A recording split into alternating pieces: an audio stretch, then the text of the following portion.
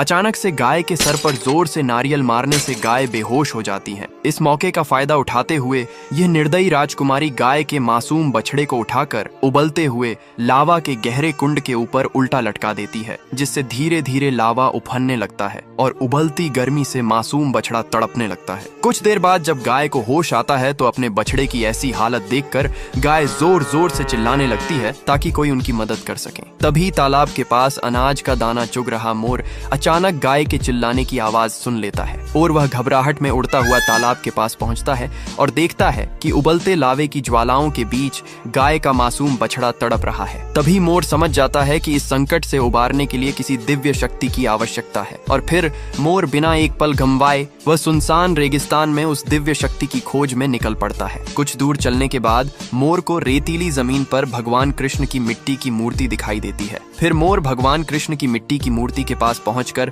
शांत भाव से बैठ जाता है और श्रद्धा से कृष्ण नाम का जाप करने लगता है। कुछ समय बाद बांसुरी की मधुर धुन के साथ भगवान कृष्ण प्रकट होते हैं और जब मोर भगवान कृष्ण को सारी बात बताता है तो वे बिना विलंब किए गाय के मासूम बछड़े के पास पहुंच जाते हैं। फिर भगवान कृष्ण सुदर्शन चक्र का आह्वान करते हैं और अगले ही पल सुदर्शन चक्र की दिव्य ऊर्जा लावा के उफनते कुंड को शांत कर देती है और मासूम बछड़े की जान बच जाती है। फिर गाय और उसका बछड़ा खुशी से नाचने लगते हैं, लेकिन फिर भी किसी ने भगवान कृष्ण की इस महान लीला को लायक नहीं किया।